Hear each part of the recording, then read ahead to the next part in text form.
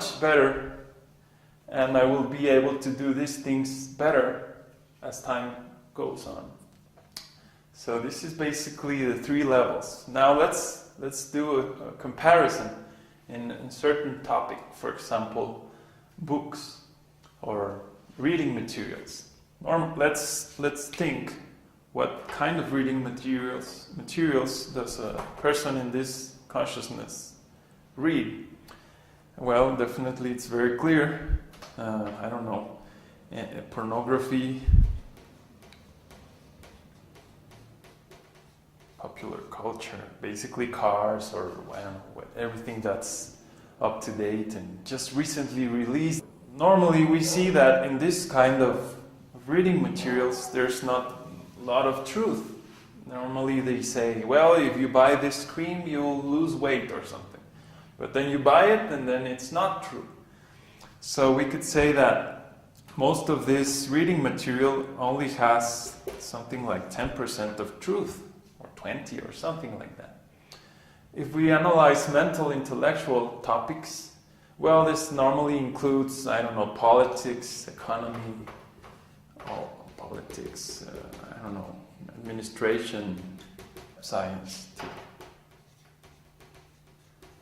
So normally, because these topics are so dynamic, really, so hard to reach a single truth, well, the level of truth available in this kind of reading materials is sort of like 50%. That's basically the standard way of understanding truth these days. I read a book, and then I extract some truth of it, and then I read another book, and then by pieces of 50%, I gather my own truth. This is how mental intellectual works, basically. It's trying to get the truth from many places and somehow or other mix it and conclude or make our own truth. Okay, so now in the spiritual platform, what kind of books do a spiritual person read? Well, definitely we would say like books like the Bible or the Vedas, or any religious book like Quran, etc. These books are basically scriptures. They're word of God. So it would be a nice discussion to have here, but we could say, in terms of truth, these books have 90 or 100%. So we could understand by analyzing at these graphs that a spiritual person has much more quality of knowledge. Maybe this person reads 100 magazines a day, but the quality of his knowledge is very low. So most people also have this kind of approach to reading. I have to filter so much. And this spiritual person just is very aware that there's no much time in this life to read so much. So we rather focus on the best quality knowledge. That's the approach. Let's compare how this level sees each other. For example, someone in material consciousness, what's the opinion they have of someone that's mental intellectual? Well, normally a person in here likes to, I don't know, enjoy sex or have some drugs or some things like that. And this person would like to be with the family. So normally a material person would say, well, you're boring to the mental person. And to the spiritual person who only wants to do sadhana or spiritual life, well, this would mean that you're stupid because you want to be praying all day. So this is not very good from this point of view. So let's take a look how mental intellectual looks at material. Normally this person wants to be with the family, in the country, or some kind of politics.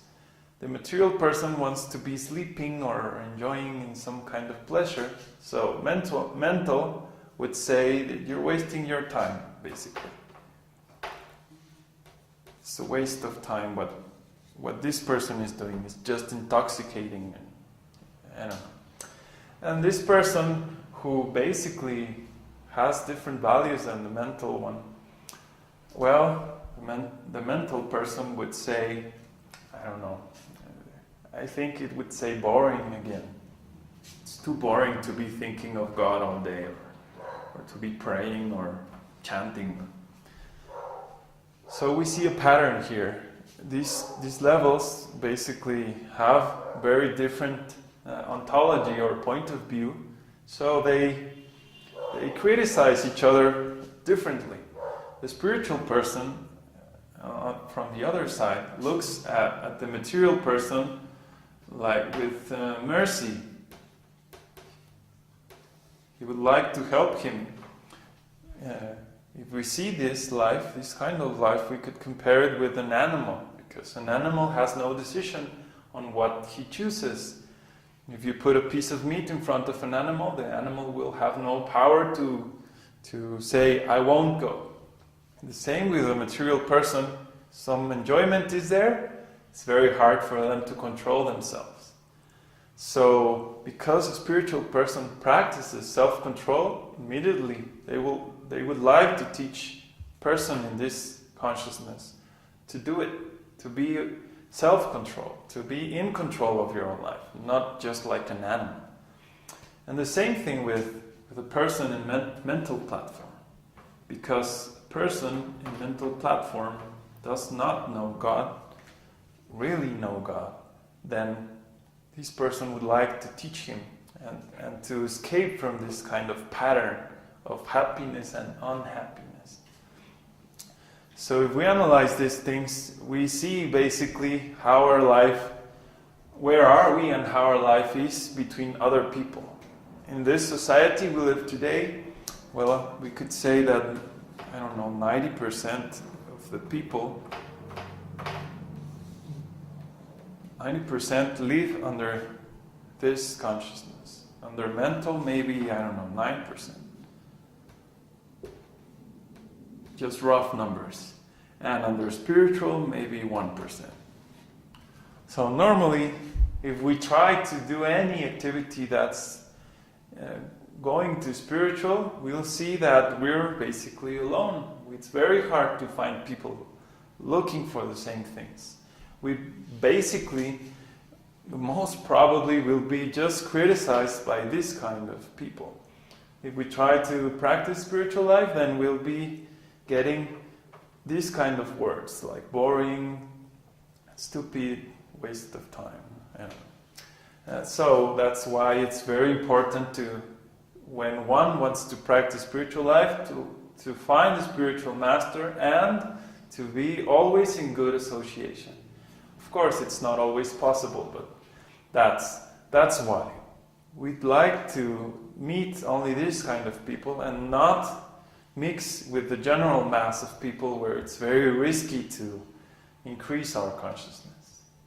So that's it. I hope you enjoyed. Thank you. Om Namo Bhagavate Vasudevaya. Om Namo Bhagavate Vasudevaya. Om Namo Bhagavate Vasudevaya. Om Namo Bhagavate Vasudevaya.